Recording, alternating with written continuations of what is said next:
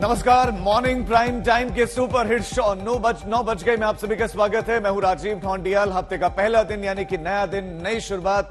Weekend में खबरों से दूर रहे तो फिर मत कीजिए चिंता, क्योंकि अगले 1 घंटे बने रहिए आप हमारे साथ। हर जरूरी खबर से आप रहेंगे अपडेट।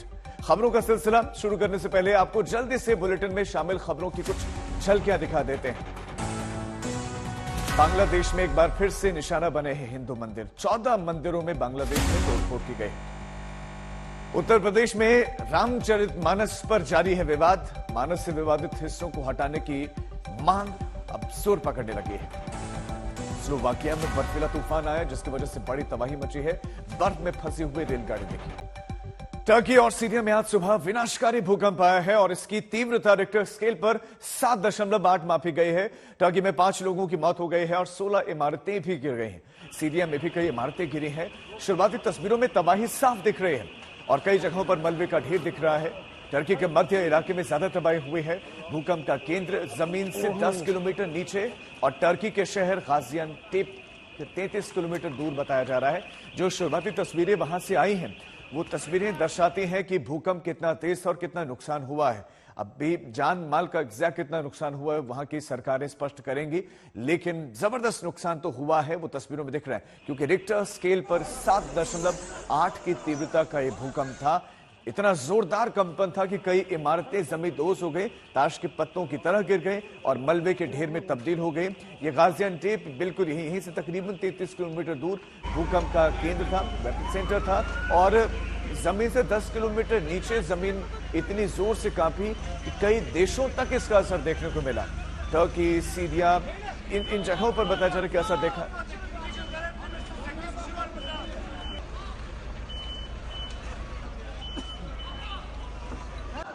गीता मोहन पांडे हमारी संवाददाता खबर पर ज्यादा जानकारी देंगी। गीता, एग्जैक्ट कितने बजे ये भूकंप आया और नुकसान कितना, किन किन देशों में इसका असर देखने को मिला? बहुत सुबह का वक्त था जब ये भूकंप आया।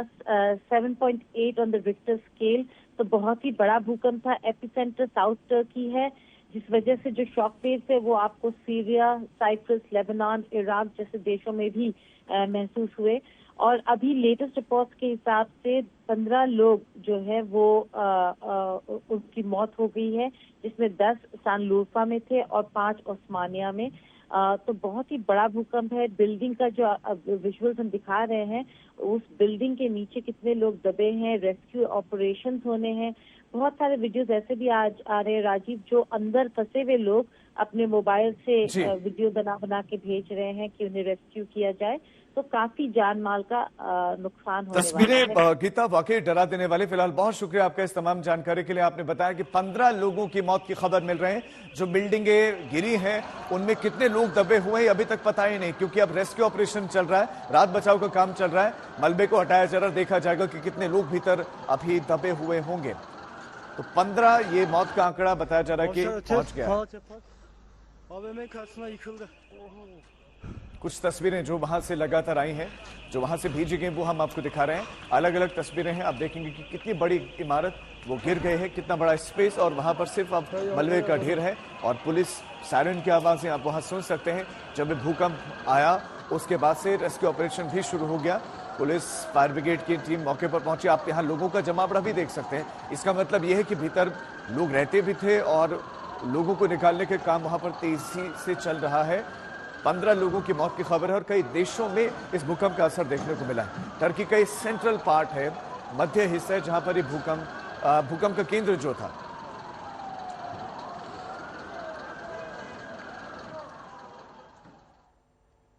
और अब लौटते हैं देश की सियासत की तरफ। रामचरितमानस को लेकर जारी विवाद के बीच में संघ प्रमुख मोहन भागवत ने एक बड़ा बयान दिया है। मोहन भागवत ने कहा कि जाति भगवान ने नहीं बल्कि पंडितों ने बनाए।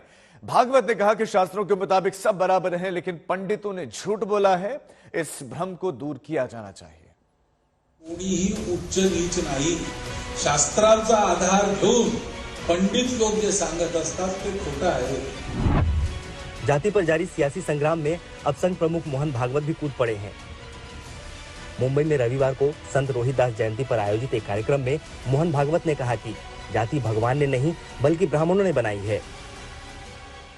सत्य हाच ईश्वर आहे, ते सत्य असं सांगतं की मी सर्वाभूती आहे आणि त्याच्यामुळे रूप नाम काही असलं तरी योग्यता एक आहे, मान सन्मान एक आहे, आपलेपणा सर्वांविषयी आहे. कोणीही उच्च नीच नाही. शास्त्रांचा आधार घेऊन पंडित लोग जे सांगत असतात ते खोटं आहे. मोहन भागवत ने कहा कि जाति व्यवस्था भ्रमित करने वाला है और ये भ्रम जल्द दूर हो जाना चाहिए. जाती जातीच्या श्रेष्ठत्वाच्या कल्पनेमध्ये उच्च नीचतेच्या भोवऱ्यात अडकून आपण भ्रमिष्ट झालो आहोत. हा भ्रम दूर करायचा आहे. आपलं ज्ञान आहे, आपली परंपरा आहे, ते हे सांगत नाही, हे सांगितलं पाहिजे समाजाला. जाति व्यवस्था का जिक्र करते हुए भागवत ने मुसलमानों पर भी बड़ी बात कह दी.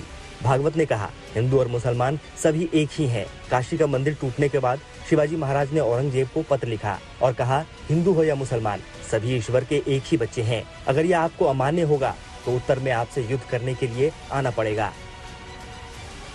जाति को लेकर मोहन भागवत का बयान ऐसे समय में आया है जब रामचरितमानस पर समाजवादी पार्टी के नेता स्वामी प्रसाद मौर्य और बिहार के शिक्षा मंत्री डॉक्टर चंद्रशेखर के बयान पर बवाल मचा हुआ है. मौर्य तुलसी के रामचरितमानस को दलित विरोधी बताकर बैन करने की मांग कर चुके हैं. देखिए, रामचरितमानस को लेकर मुझे कोई एतराज नहीं है, लेकिन रामचरितमानस के कुछ अंश जिसमें जातियों को इंगित करते हुए, वर्ग विशेष को इंगित करते हुए, वर्ण विशेष को इंगित करते हुए कटाक्ष किया गया है, अपमानजनक टिप्पणियां की गई हैं. उन अपमानजनक टिप्पणियों को प्रतिबंधित किया जाना चाहिए, ये हमारी मांग है. मौर्य के खिलाफ जब बीजेपी और हिंदूवादी संगठनों ने मोर्चा खोला तो एसपी सुप्रीमो भी जाति के नाम पर मौर्य के साथ खड़े हो गए. बहाना कर करके, और जहाँ तक सवाल कुछ हजारों साल पुराने हैं, न हजारों साल पहले जवाब मिला था उनका, न 1000 साल बाद जवाब मिलेगा. अगर मेरा भी बेटा होगा तो वही जाति का होगा जिस जाति में वो जन्म लेगा. मैं जन्म तय नहीं कर सकता हूँ. और जहाँ तक जातियों का है, ये वही लोग हैं जिन्होंने जाति व्यवस्था बनाई है. ये वो लोग नहीं हैं जो जाति मिटाना चाहते हैं. ये जाति व्यवस्था को बढ़ावा देना चाहते हैं भारतीय जनता पार्टी के लोग. जाति के आधार पर देश में आरक्षण है. जाति के आधार पर कुछ कानून भी है. पार्टियों के जातिगत वोट बैंक भी है. यानी जाति सामान्य जीवन का अहम हिस्सा है. लेकिन इसी जाति पर देश की सियासत फिर गर्म है. बिहार में तो जाति आधारित गणना भी शुरू हो गई है. दूसरे प्रदेशों में भी ऐसी मांग हो रही है. सवाल उठता है कि देश की जनमत को प्रभावित करने वाले लोग जाति को लेकर जब इतनी बयानबाजी करते हैं तो इसे खत्म करने के लिए ठोस पहल क्यों नहीं करते. मुंबई से दीपेश और दिवेश सिंह के साथ आज तक ब्यूरो. मोहन भागवत के बयान की हिंदू महासभा के राष्ट्रीय अध्यक्ष स्वामी चक्रपाणी ने तीखा विरोध किया. चक्रपाणी ने कहा कि हर चीज के लिए ब्राह्मणों को दोषी ठहराने का फैशन सा चल पड़ा है.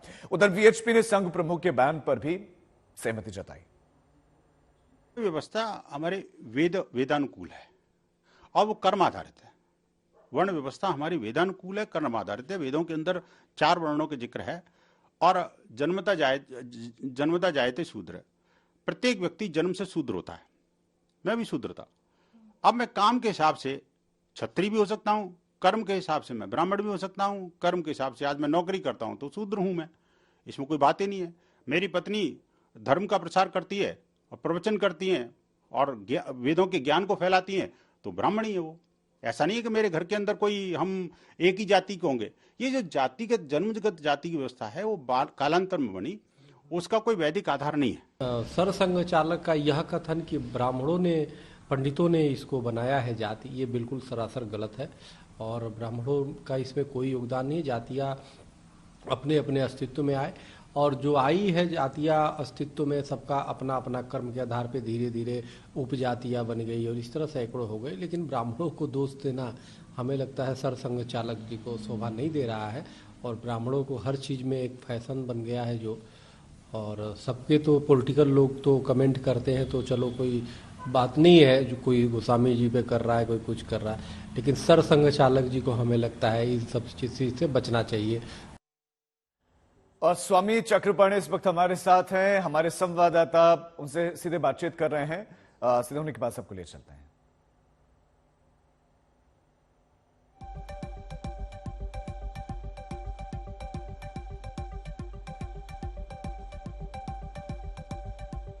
हमारे संवाददाता अरविंद ओझा उनके साथ में हैं। हम कुछ देर बाद आपको वहां लिए चलेंगे, लेकिन फिलहाल विवाद क्या है? स्वामी प्रसाद मौर्य ने आपत्तियां जताई चौपाइयों को लेकर। रामचरितमानस में कुछ चौपाइयां हैं, कुछ शब्द ऐसे हैं जो वर्ग विशेष, जाति विशेष को टारगेट करते हैं, तो उन पर आपत्तियां लगातार स्वामी प्रसाद मौर्य ने जताई। और अब संघ प्रमुख मोहन भागवत का ये बयान कि ये तो ब्राह्मणों का, ये पंडितों की देन है। आरएसएस प्रमुख मोहन भागवत ने जातिवाद पर बड़ा बयान देते हुए कहा है कि पंडितों ने ही जातियों को श्रेणी में बांटा है। हमारे साथ हिंदू महासभा के अध्यक्ष स्वामी चक्रपाणी, हम उनसे जानने की कोशिश करते हैं मोहन भागवत का जो बयान आया है उससे आप कितना इत्तेफाक रखते हैं? नहीं, माननीय मोहन भागवत जी का बयान दुर्भाग्यपूर्ण है। मैं इससे बिल्कुल सहमत नहीं हूं, क्योंकि भगवान कृष्ण ने गीता जी में स्पष्ट कहा है कि कर्म के आधार पे भगवान ने सेम वर्ण व्यवस्था बनाई है। हमारे यहाँ जाति तो है नहीं, बात में अपभ्रंश होकर जातियां उपजातियां बन गई। और निश्चित रूप से इस तरह से कहना हमें लगता है कि कहीं ना कहीं ब्राह्मणों पे, संतों पे, सनातन पे अटैक करना एक फैशन सा हो गया है। तो ये कहना ठीक नहीं है। समाज की आवश्यकता अनुसार लोग जो कर्म को कर रहे हैं, करते करते वो एक जाति के रूप में पहचान अपनी बना ली, उपजाति के रूप में पहचान बना ली जो अस्तित्व में है। तो सामाजिक एक मांग के अनुसार वो अपने आप जाति और उस अनुसार बने गए। नहीं तो सब ऋषि के संतान है, सब हमारे गोत्रों के अनुसार चल रहा है।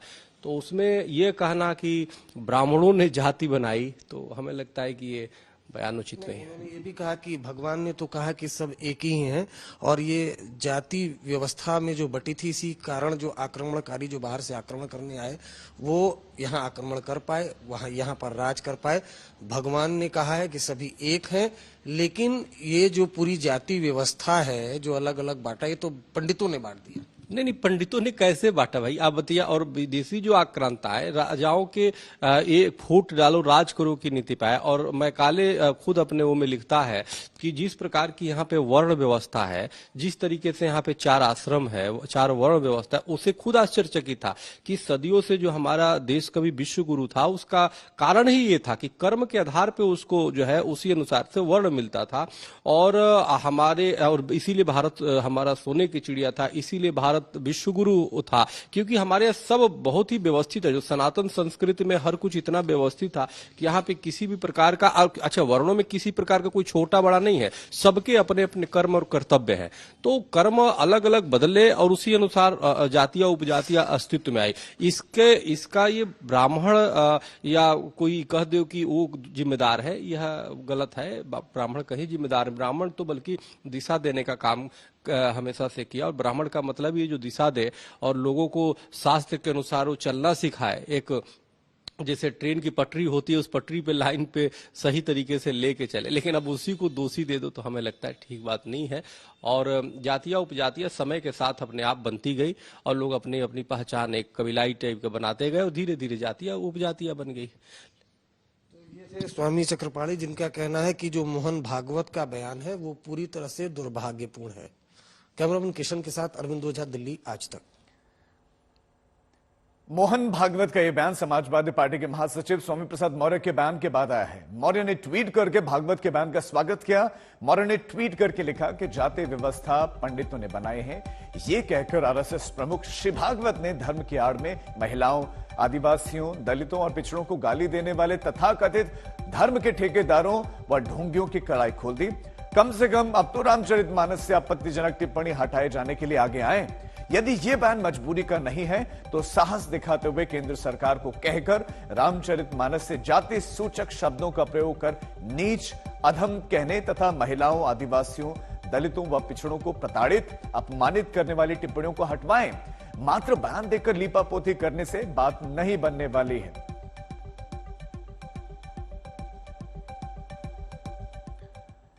हिंदू देवी देवताओं के खिलाफ बैन को लेकर दिल्ली सरकार का जो मंत्री पद है वो गंवाने वाले राजेंद्र पाल गौतम ने भी भागवत के बयान का समर्थन किया। गौतम ने ट्वीट करके कहा कि आखिर आरएसएस चीफ मोहन भागवत ने भी मान लिया है कि जाति भगवान ने नहीं ब्राह्मण ने बनाई और जाति की वजह से हजारों साल तक 85% लोगों ने उत्पीड़न झेला है। अब जाति का विनाश जरूरी है। बाबा साहेब अंबेडकर जाति का विनाश चाहते थे, जाति का विनाश करेगा भारत का विकास। नमो बुद्धाय, जय भीम, ये साथ में वो लिखते हैं। उधर रामचरितमानस पर यूपी में भी विवाद जारी है और इस विवाद में अब भीम आर्मी और अपना दल भी कूद गए हैं और भीम आर्मी के संस्थापक चंद्रशेखर ने मानस से विवादित हिस्सा हटाए जाने की मांग की है। अब हमारे लोग जब पढ़ते हैं तो वो संस्कृत भी पढ़ना सीख गए हैं। जब वो संस्कृत पढ़ते हैं तो वो ढोल गवार शूद्र पशु नारी ये सकल ताड़ना के अधिकारी ये भी पढ़ने लगे हैं कि किस तरह से जो है एक जाति, एक वर्ग और महिलाओं को ग्रंथों में कुछ विशेष जो लेखक रहे उन्होंने किस तरह से अपमानित किया है उनको। और मुझे भी इस बात में पीड़ा है कि भारतीय संविधान सबको बराबरी का अधिकार देता है। ऐसे में अगर आप किसी जाति धर्म के ऊपर इतने बड़े अपमानजनक शब्दों का प्रयोग करोगे और आज हम उसको हटाने की मांग कर रहे हैं तो मुझे लगता है मांग गलत है। ये रामचरितमानस है क्या? इसको लिखा किसने? सिर्फ एक अनुवादक है और कोई ऊपर से उतर के नहीं आए, हम जैसे कोई आम व्यक्ति। उन्होंने अपने विचारों के हिसाब से, अपनी सोच के हिसाब से उसको लिखा है। जो सही समझता है वो उसका पालन कर रहा है, मैं ठीक नहीं समझती उसका पालन नहीं करती। लेकिन रामचरितमानस में आप विश्वास नहीं करती? मैं विश्वास नहीं।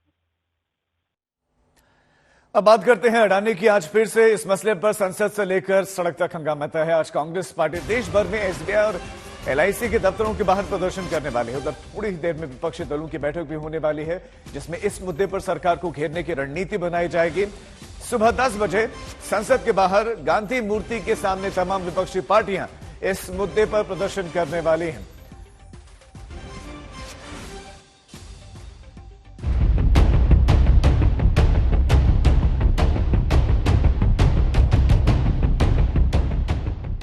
हल्ला बोल की पूरी तैयारी है। हिंडनबर्ग रिपोर्ट के बाद संसद में मुखर कांग्रेस आज सड़कों पर मोर्चा संभाल रही है। ठिकाने हैं देश भर के जिला मुख्यालयों में स्थित एलआईसी और एसबीआई के दफ्तर। Our party leaders and workers will have a demonstration in front of the LIC's office and the SBI offices throughout the country. Adani विवाद में कांग्रेस खास तौर पर एलआईसी में अडानी की हिस्सेदारी को मुद्दा बना रही है। कांग्रेस समेत मुख्य विपक्षी पार्टियां बीमा धारकों के पैसा डूबने का अंदेशा जता रही हैं। यही वजह है कि सरकार को जनता को भरोसा दिलाने के लिए सामने आना पड़ा। Not regulators, but the banks and the LIC have themselves come out to say what their level of exposure is. So the regulators will do their job. And regulators are independent of the government. विपक्षी नेता इसे लेकर बार बार सरकार को घेर रहे हैं। अडानी के मामले को लेकर सरकार पर हमला बोला जा रहा है। Regards the loss, that's a share market valuation loss. That is not the loss of any individuals or people's wealth. Investment in shares and stocks go up, go down. The financial institutions have already clarified that their money is absolutely secure and safe. The two principal organizations, LIC and State Bank, have both come out with details. And I think it's a matter of a private company. सरकार की तरफ से कोई सारे ठोस कदम उठाया गया है, लोग ये सुनना चाहते हैं। इसके बदले, इसके बजाय हमारे वित्त मंत्री खुद अडानी ग्रुप की पैरोवी करने मैदान में उतर गए हैं। हिंडनबर्ग की रिपोर्ट सामने आने के बाद से ही गौतम अडानी ग्रुप की केंद्रीय संस्थाएं निगरानी कर रही हैं। अडानी ग्रुप को दिए गए कर्ज की जानकारी ले रहे हैं। आज तक ब्यूरो। और अब बढ़ते हैं दूसरी खबरों की तरफ। बजट पर कांग्रेस नेता सोनिया गांधी की प्रतिक्रिया यह है और बजट पर सोनिया गांधी ने लिखा है कि यह गरीबों पर साइलेंट अटैक की तरह है।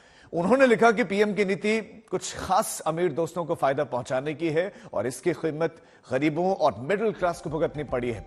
इस नीति के तहत नोटबंदी की गई और खामियों भरा जीएसटी सिस्टम लाया गया। सोनिया ने कहा कि सरकार की खराब नीति के सिलसिले की कड़ी 3 कृषि कानून भी हैं। कोशिश नाकाम होने के बाद से खेती की उपेक्षा की जा रही है। सोनिया गांधी ने बजट पर यह बातें लिखी हैं कि गरीबों को इसकी कीमत चुकानी पड़ी है।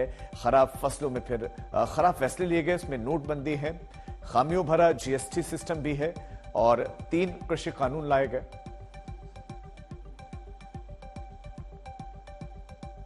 बड़ी खबर टर्की से, जहां पर 15 लोगों की मौत अब तक हो चुकी है क्योंकि जबरदस्त भूकंप के झटके महसूस किए गए।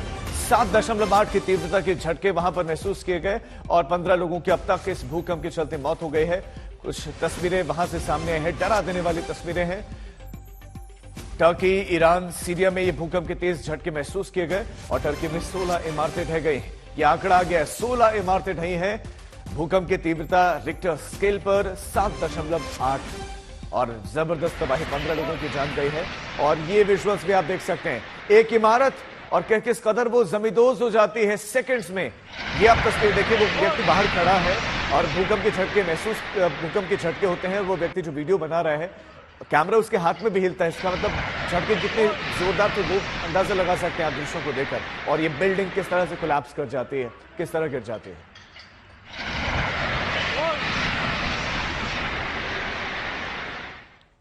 शुरुआत करते हैं 100 शहर 100 खबर की।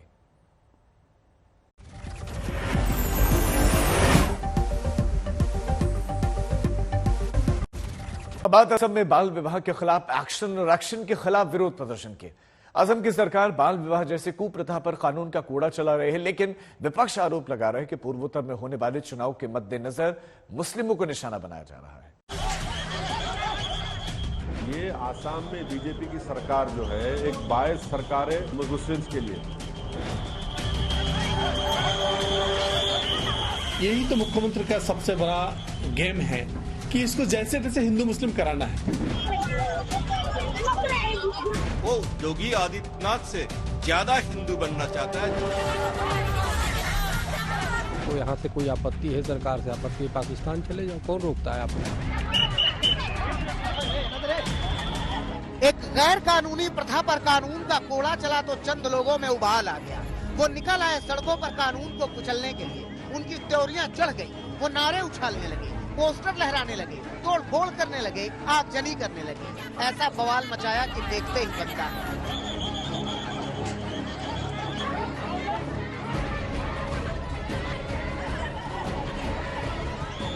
ये तस्वीरें असम के धुबरी जिले से आई हैं। वहां बड़े पैमाने पर प्रदर्शन चल रहा है। धुबरी में हजारों की संख्या में लोगों ने पुलिस के खिलाफ नारेबाजी की। ये तमरहाट इलाके की तस्वीरें हैं। बाल विवाह कानून तोड़ने पर कई गिरफ्तारियां हुई तो पीड़ित परिवार के सदस्यों ने प्रदर्शन तेज कर दिया, थाने का घेराव करने लगे। सिर्फ धुबरी में ही पुलिस ने करीब 375 एफआईआर दर्ज की है और वहां करीब 130 लोगों को गिरफ्तार किया जा चुका है। हेमंता सरकार की ऐसी कार्रवाई असम के कई हिस्सों में हुई है और कार्रवाई के खिलाफ कई जगह विरोध प्रदर्शन भी हो रहे हैं। 3 फरवरी से हेमंता बिस्वा सरकार ने बाल विवाह के खिलाफ शिकंजा कसा है। 2250 से ज्यादा गिरफ्तारियां अब तक हो चुकी है। কালি ৰাতিপুৱাৰ পৰা নেক্সট 6-7 দিন হাজাৰ হাজাৰ মানুহ, হাজাৰ হাজাৰ যুৱক এৰেষ্ট হ'ব বা যুৱক হওক মানুহ হওক যোনে বাল্য বিবাহ কৰিছিলে। আগত কৰাবিলাকো এৰেষ্ট হ'ব, এতিয়া কৰাবিলাকো এৰেষ্ট হ'ব। আৰু 14 বছৰৰ তলৰ ছোৱালীক যি বিয়া কৰাইছিলে বা বাচ্চা হৈছে তেওঁলোকক পস্কো এক্টত ধৰিব। গতিকে সেইটোৰ কাৰাদণ্ড যাৱজ্জীৱন। बाल विवाह करने वाले पकड़े जा रहे हैं। उनके परिजनों की भी गिरफ्तारी हो रही है जिन्होंने बाल विवाह होने दिया या कराया। उनकी भी गिरफ्तारी हुई है जिन्होंने बाल विवाह कराने में अहम भूमिका निभाई है। बाल विवाह कानून लागू होते ही सबसे ज्यादा विश्वनाथ में 139 गिरफ्तारी, बारपेटा में 128 गिरफ्तारी, धुबरी में 127, बक्सा में 123, हुजाई में 112 और नगांव में 100 से ज्यादा गिरफ्तारियां हुई हैं। पूरे असम में हेमंता सरकार का कानूनी डंडा चला है। बाल विवाह करने और कराने वालों के खिलाफ पुलिस 4000 से ज्यादा एफआईआर अब तक दर्ज कर चुकी है और कड़ी कार्रवाई जारी है। लेकिन यह मामला अब सियासी रंग ले चुका है। हेमंता बिस्वा इस कुप्रथा पर करारी चोट की कसम खा रहे हैं तो विरोधी उनके एक्शन को मुस्लिम द्वेष बता रहे हैं। 6 साल से बीजेपी की सरकार आसाम में है। आपने 6 साल से कोई कार्रवाई नहीं की और आपने, ये आपके गवर्नेंस का फेलियर है। दूसरा, आपने कितने स्कूल खोले इस चीज को खत्म करने के लिए, रोकने के लिए। तीसरा, आपने अचानक 4000 केसेस बुक कर लिए और 2000 लोगों को पकड़ लिया आपने। मसला इसलिए भी सियासी रंग ले रहा है क्योंकि असम की आबादी 3 करोड़ 12 लाख है। यहाँ मुस्लिमों की संख्या करीब 1 करोड़ है। सियासी दलों का आरोप है कि मुख्यमंत्री हिमंता बिस्वा शर्मा ने बाल विवाह को ढाल बनाकर अपना हित साधने की कोशिश की है। वैसे भी 2024 के चुनाव के पहले पूर्वोत्तर के 3 राज्य मेघालय, त्रिपुरा और नागालैंड में चुनाव होने हैं। माना जा रहा है कि जब तक चुनाव होने हैं तब तक ये मुद्दा पूर्वोत्तर की सियासत में छाया रहेगा। गुवाहाटी से आफरीदा हुसैन के साथ आज तक ब्यूरो। जम्मू कश्मीर में चुनावों की सुगबुगाहट के बीच में बुलडोजर गरज रहा है। घाटी में अवैध अतिक्रमण के खिलाफ एक्शन लिया जा रहा है। अतिक्रमण हटाने का काम शुरू हुआ तो स्थानीय लोगों ने विरोध प्रदर्शन तेज कर दिया और अब सियासत इस पर भरपूर है।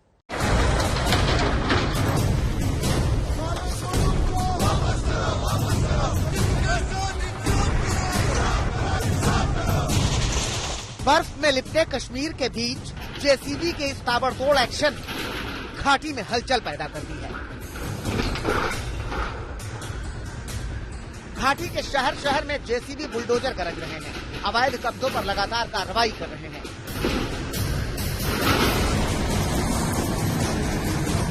कहीं अवैध दुकानें ढहाई जा रही हैं तो कहीं मकान गिराए जा रहे हैं।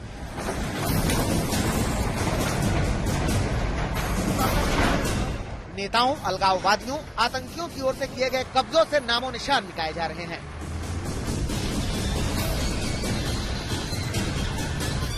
घाटी में अतिक्रमण के खिलाफ जोरदार एक्शन कई दिनों से जारी है। अकेले कुलगाम में ही 1500 कनाल जमीन कब्जे से खाली कराई गई। कुलगाम के बारे में बताया गया है कि यहाँ गरीबों को उनके मकान को डिमोलिश किया जा रहा है। यहाँ जिनको PMAY हट्स थे किसी कच्चराई लैंड में या स्टेट लैंड में उनको डिमोलिश किया जा रहा है। मैं अवाम से ही बताना चाहूँगा ये बिल्कुल बेबुनियाद है और इसका कोई बेसिस नहीं है, ये बिल्कुल गलत है। और मैं बताता चलूँ कि जो ये इंक्रोचमेंट और इविक्शन ड्राइव कुलगाम में है, इसमें किसी भी गरीब को, आम शहरी को जो कि गरीब तबके से ताल्लुक़ रखता है, उनके रहायशी मकान पर इस पर कोई असर नहीं पड़ेगा।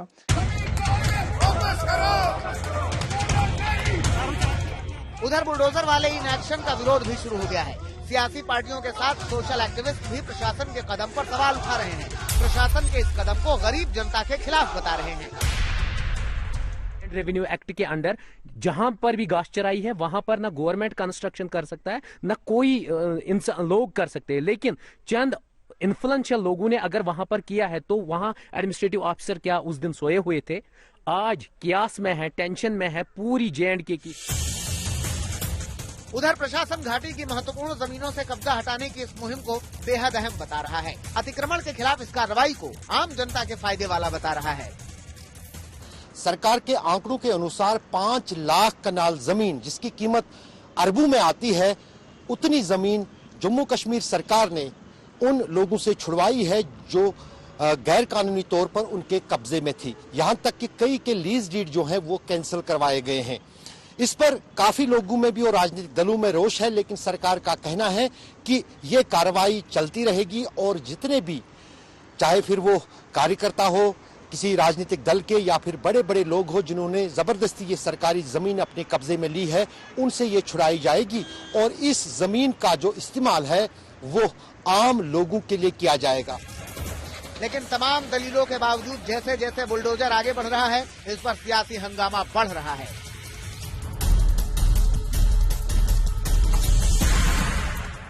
डेमोक्रेटिक आजाद पार्टी के नेता गुलाम नबी आजाद अवैध कब्जे के खिलाफ कार्रवाई को गलत बता रहे हैं। अपनी दलील में दिल्ली मुंबई की जमीनों को रेगुलराइज करने का हवाला दे रहे हैं। यकीन से कह सकता हूं कि कई लाखों कनाल जम्मू, दिल्ली और बंबई में अलग अलग सरकारों हो, कांग्रेस की सरकार हो, बीजेपी की सरकार हो, किसी शरद पवार की सरकार हो, उनको रेगुलराइज किया है और हर साल ये सिलसिला जारी है। अगर ये हिंदुस्तान के सबसे बड़ी कीमती जमीन का हो सकता है तो जम्मू कश्मीर ये लिबार्टरी क्यों नहीं बनाई जा रही? गुलाम नबी आजाद आम आदमी को लेकर सरकार से गुजारिश कर रहे हैं। घाटी में पिक एंड चूज के हिसाब से कार्रवाई न करने की बात कह रहे हैं। ये भी जरूरी है, सरकार को ध्यान रहना चाहिए कि पिक एंड चूज नहीं किया जा सकता। इसमें छोटे तो सब दुकानदार हों या घर वाले, उनको तो सब माफ करना चाहिए, लेकिन बड़े भी किसी भी धर्म और किसी भी पार्टी से ताल्लुक रखने वाले हैं, जिनके पास बहुत ज्यादा जमीन ग्रैब की है, उनको अलग अलग तराजू में नहीं तोला जा सकता। उधर जम्मू कश्मीर के उपराज्यपाल मनोज सिन्हा बार बार साफ कर रहे हैं कि एक्शन में गरीबों को निशाना नहीं बनाया जा रहा है, सिर्फ रसूखों के किए गए कब्जों पर ही बुलडोजर चलाया जा रहा है। जम्मू कश्मीर में अतिक्रमण के खिलाफ ये एक्शन ऐसे दौर में हो रहा है जब इसी साल यहाँ चुनाव होने की उम्मीदें जताई जा रही हैं। ऐसे में विरोधियों की ओर से ये सवाल भी उठ रहा है कि कहीं यूपी की तरह बुलडोजर के जरिए जम्मू कश्मीर में भी सियासी पिच तो तैयार नहीं की जा रही है। श्रीनगर से अशरफ वानी के साथ आज तक ब्यूरो।